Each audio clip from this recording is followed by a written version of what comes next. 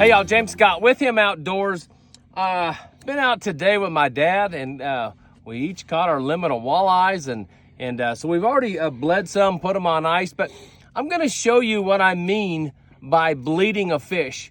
And the reason I'm gonna show you this, when I go just about anywhere, and there's a fish cleaning station, and Dad and I pull up there, we bring our fish up there, it's amazing to me how many people don't bleed their fish. And you say, well, Pastor, why do I have to? And I'm not telling that you have to, but what I am telling you is after I clean 12 fish, I won't have this much blood. Is that right, Dad? I won't have this much blood on the table. Versus you, if you clean 12 fish, it's going to be blood and guts and everything around there, okay? So I've got them here in the live well. I got 4 in there. But what I'm going to do, I pick them up. I got me a pair of Rapala scissors like that. I go right underneath those gill plates, and I just snip right there. You can see the blood starting to pour out, okay? What that does is that basically cuts off their blood supply. It ain't gonna take them very long, and they're gonna be dead. You say, well, preacher, why are you killing the fish? Well, my friend, we came out here to catch some fish, to eat some fish.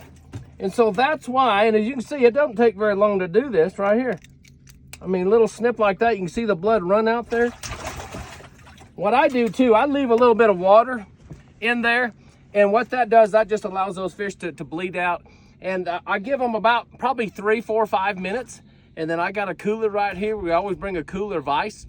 Right now the temperature is about 64 degrees on the water temperature, so it's not as crucial.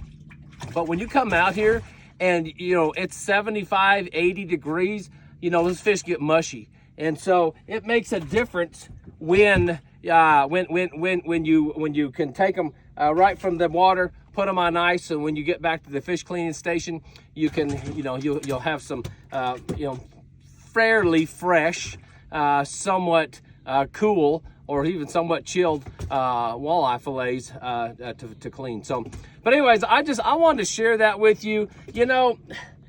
I'm so thankful for these times that we have, with my dad and being able to have this time to come out. And you've probably heard me say it 1,000 times. Don't forget to take a loved one fishing with you, whether it's a child or your wife or your husband or your father, your grandfather, whatever, because we're not always going to have those times. Death is inevitable. Unless the rapture comes, you and I are going to have to face death one of these days. And so that's why it's important to make those memories, just enjoy life, work hard when you got to work hard. And then when you don't have to work hard that day, go play hard and just enjoy what God has given to us to enjoy. And so I hope that will help somebody here today. So now we're back at the fish cleaning station. I've done 10.5 fish. Dad, can you see? I don't hardly have any blood.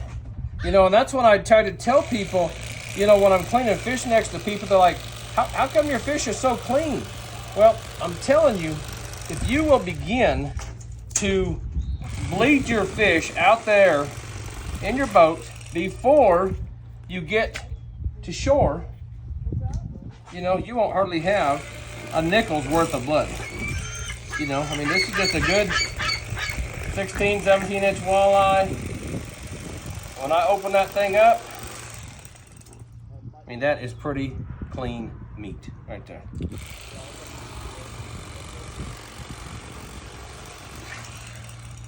So, there's your walleye tip of the day. Bleed them out there, much cleaner in here.